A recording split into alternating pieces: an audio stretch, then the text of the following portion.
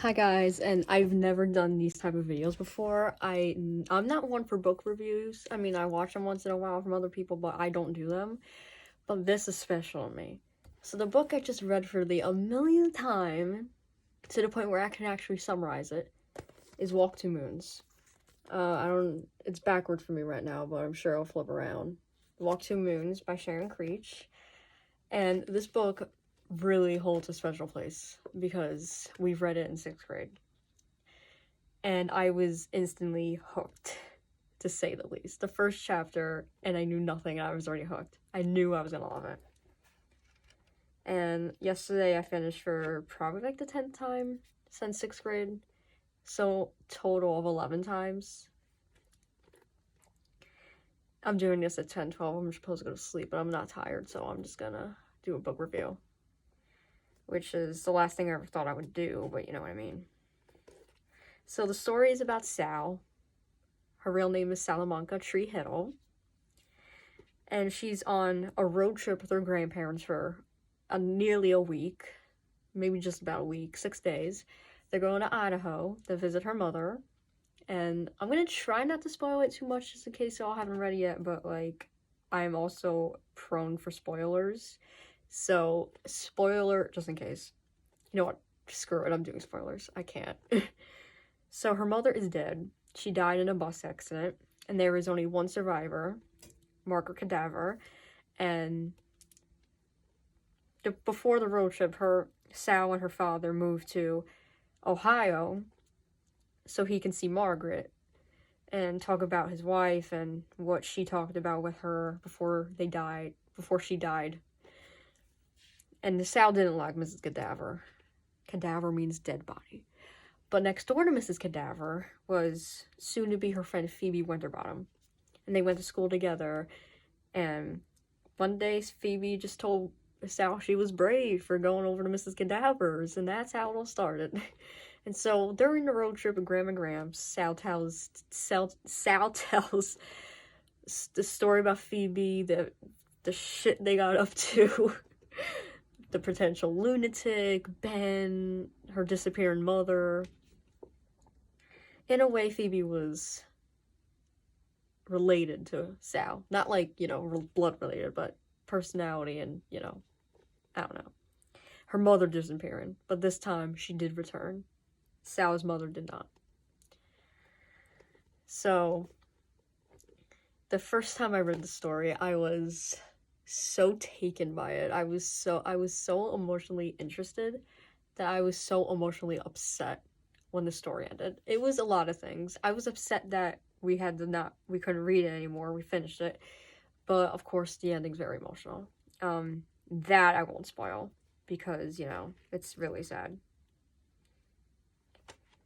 So, my favorite part of this book is, oh god, I can't really nitpick because everything about this story is amazing. But I'm not sure. I like the part when they discovered that Mrs. Partridge, Mrs. Cadaver's mother, was leaving the messages. She had 4.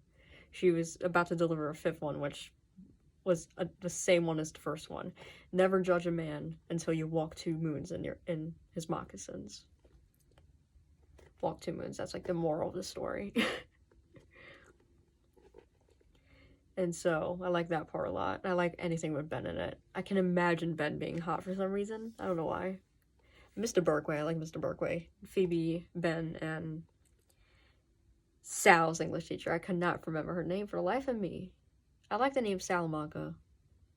Like, I made a list of baby names I want to name my children one day. If I have kids, that is. And Salamanca and Phoebe are on the top of the list, so that's weird. But I highly recommend reading this book, even if you're not a reader. It's not terribly long. There's a lot of chapters, but they're short. They're really not long. There's only like 2 or 3 chapters that are longish, I guess. And that's towards like the middle and endish of the book. But trust me, you'll be hooked. I mean, you would not. I couldn't put this down. It took me about a day and a half to read it. I'm a very fast reader, by the way. Because currently, I started today Maniac McGee for another time. This is another book we've read. This we read this the same year in 6th grade. We read Maniac McGee, and then we did The K, which I didn't like, so I didn't buy it. And then Walk 2 Minutes, and obsessed. And I will tell you, it is very emotional. It is not for the faint-hearted. I mean, not like violence or anything, but if you easily cry, then yeah, this book will not do it for you. But I don't know. If anything, just listen to audiobooks instead of reading. Especially if you don't like to read, just listen. It's like you get sucked into this world, and you just understand what everyone's feeling, and you're just like, wow. There's something everybody can relate to in this book, I think. I mean, it won the Newbery Medal for a reason. I've been talking in a southern accent all day, I don't know why. Wow, my old homeroom is still written in here. Cover up my last name, but 73B. Yeah, fuck you guys, I'm doing the middle finger. 73B, my old homeroom. And that's it. If any of you from my school, my old middle school are on here, hello, y'all know what I'm talking about. Mr. Barika's class, 6th grade, ELA, period 6-8. It's different. I think I'm gonna upload this to TikTok, in parts maybe, I don't know.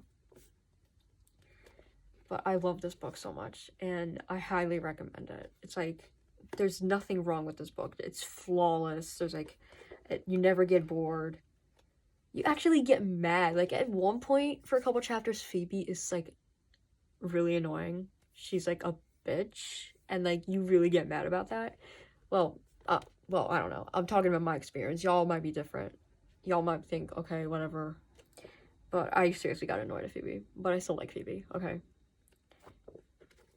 1,000,000 out of 10. Go read this book. It's fucking fantastic, okay?